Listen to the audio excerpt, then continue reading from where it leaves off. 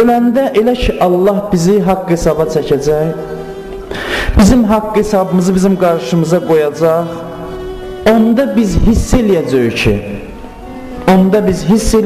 ki, biz varlıq aləminin mövzusu olmuşuq. Onu biz orada hiss eləyəcəyik. İndi biz özümüzü varlıq aləminin bir hissəsi bilirik.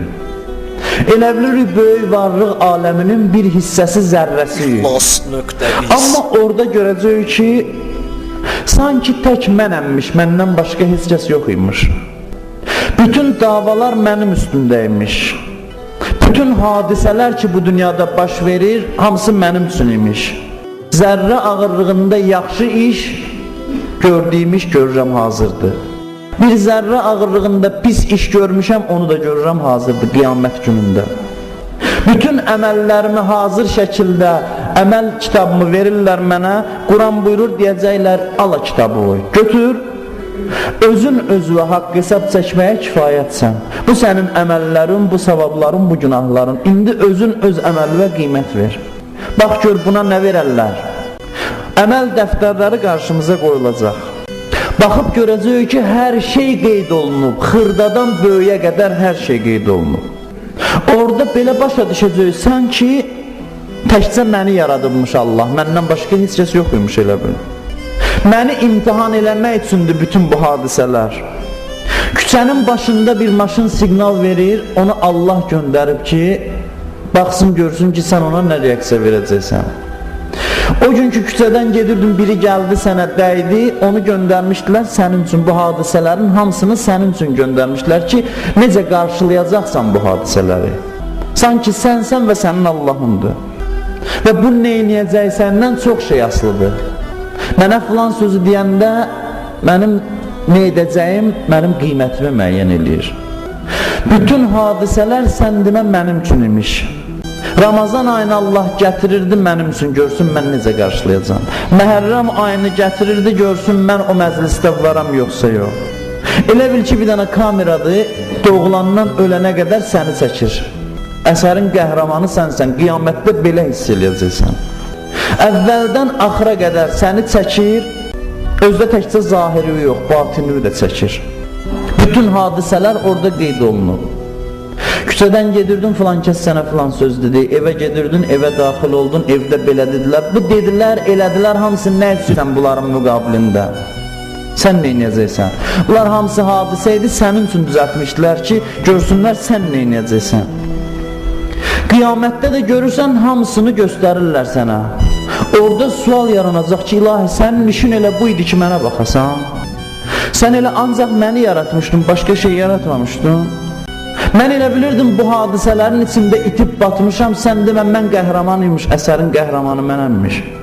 Sən elə ancaq mənə baxırdın, məndən başqa heç kəs yox idi, mən özümü itmiş bilirdim. Sən demə, bütün insanlar, hadisələr vasitə imiş ki, görsünlər mən neynəyəcəm. Dünyanın harasındasa bir hadisə baş verir, yüzlərlə müsəlman öldürülür, o hadisənin böyüklüyü içində biz özümüzü itiririk. Sən demə, o hadisə bunun üçün idi ki, görsün mən burada neynəyəcəm, nə mövqedə olacam, necə qarşılayacam bu hadisəni. Hər şey sən demə mənim başıma dolanırmış. Sən demə elə bil mənəmmiş, bir də Allah başqa heç kəs yox imiş. Sənin hadisənin böyüklüyü ilə, kiçikliyi ilə işin olmasın. Bütün həyat səhnələri sənin üçün quraşdırılıb ki, sənin mövqeyin bəlli olsun. Bütün şeylər bəhanədir ki, səni imtihana çəksinlər. İnsan bunu başa düşsə, heç vaxt hadisələrin əsiri olmaz. Həmişə hadisələrin fövqündə dayanar. Başa düşər ki, dünyada baş verən şeylərin mövzusu hadisələrdir, mövzu mən özüməm. Hadisələrin içində qərq olub özünü yaddan çıxartmaz. Yerlər, göylər hamısı mənə tamaşa edir. Allah, mələklər mənə tamaşa edir ki, görün mən bugün nə danışacam, neynəyəcəm, hara gedəcəm. Mənəvi aləmin diqqət mərkəzində mənə. Sən işin yoxdur başqaları ilə. Sən elə zənn elə ki, heç kəsi yaratmayıblar. Bir səni yaradıblar, başqa şeylər də sənə vasitədir. Belə zənn elə. Belə düşünsən, çox şeyə nail olarsan. Elə bil tək sənsən, bir də Allahdır. Baxırlar, görsünlər, sən neynəyəcəksən. İnsan niyə günah eləyir? Ona görə ki, elə bilir itib cəmaatın içində. Görsə ki, yox, buna baxırlar səhərdən axşamacan. onda günah eləməz. Bizə desələr İmam Zaman ağa oturub sənə baxır, elədiyimiz günah eləyərik, eləmərik. Amma bizə deyirlər İmam Zaman ağanın Allahı sənə baxır, onu başa düşməməzlikdən elə bilirik ki, itmişik səs-küyün içində, ona görə rahat günah eləyə bilirik. Deyir, əgər bilirsən ki, Allah sənə baxır, günah eləyirsən, deməli Allahı sənə baxan ən yüngül şey sayırsan. Məntiqlə belə çıxır. Bir nəfər bədəvi Həbəşistan qulu idi. Gəlmişdi, İslamı qəbul eləmişdi. İslamı qəbul eləyəndən sonra Peyğəmbər səhabələrə dedi ki, buna İslamın başa salın hökmlərini. İslamdan ona danışanda gəldi bir gün Peyğəmbərin yanına ki, ya Rəsulallah, Allah hər şeyi bilir.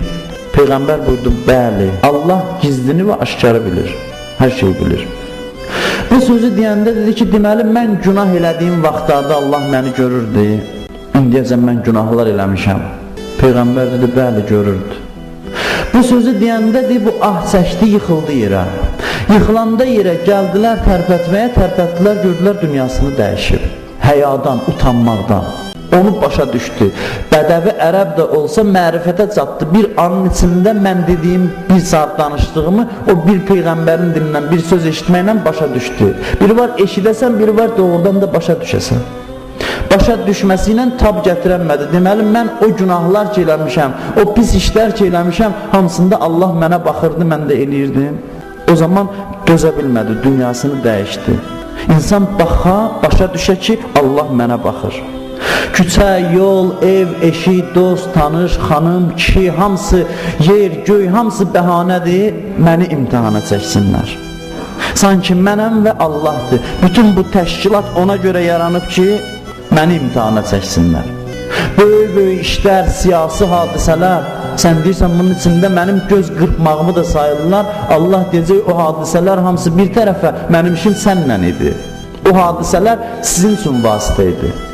Kim kimi öldürürdü, kim kimi taxta salırdı, kim kimi taxtdan salırdı. Bunlar hamısı mən elə bilirdim ki, mühüm işlər odur. Mən qıraqda qalmışam, sən demə, Allah üçün mənim göz qırpmağım da, əlimi qaldırmağım da mühüm işiymiş. Allah üçün mövzu mənəmmiş, o hadisələr yox. Mövzu mən özüməmmiş. İnsan bunu başa düşsə, dünyadaykən, ən-nasun niyamun, insanlar yuxudadırlar, öləndən sonra ayılarlar. Amma indi onu başa düşsə, çox xeyir olar insana. İnsan özünü şəxsiyyət bilsin. Çünki insan özünü mövzu bilsə, yaxşılaşar, düzələr. Həyatda biz neçə dəfə mövzu olmuşuq. Biri məsələn biz dünyaya gələndə, onda biz bilmirdik, hamı bizdən danışırdı. Dedi, bunun gözləri belədir, dodağı belədir, qulağı belədir. Hamının danışığının mövzusu biz idi. Kaş o vaxt başa düşüb keyf eləyərdik ki, bizdən danışırlar hamı. Başa düşmürdü. Bir daha sən mövzu olur insan. Bizdə belə bir adət var, ad gününü keçiririk. Ad günü olanda biz mövzu yox. Cəmaat bizə baxır. Bir də bizim toy günümüzdə biz mövzu yox. Hamı yığışıb mövzu bizi, hamı bizdən danışır, mənə baxır, məni müzakirə eləyir. Bir də öləndə mövzu oluruq. Cənazəmiz yerdədir, gəz məclisi görəcəksən deyəcək, yaxşı adam idi, o gün filan cür demişdi. Bu sözləri danışırlar. İndi o ölümlə doğulma hadisəsini çıxsa, haçan biz mövzu oluruqsa çalışırıq yaxşı olaq. Hamı bizə baxır. Geyimimizə baxırıq, davranışımıza baxırıq ki, yaxşı olaq. Amma indi biz başa düşsək ki, yox, kiçik ictimai mühitin yox, varlıq aləminin mövzusu yox. Elə bil dünya bir tədbirdir, bu tədbirin qəhrəmanı mənəm. Bunu yaradıblar mənim üçün və hamısı mənə baxırlar, görsün bu özünü necə aparacaq. O zaman gör, nə qədər təsir olar mənim əməllərimdə.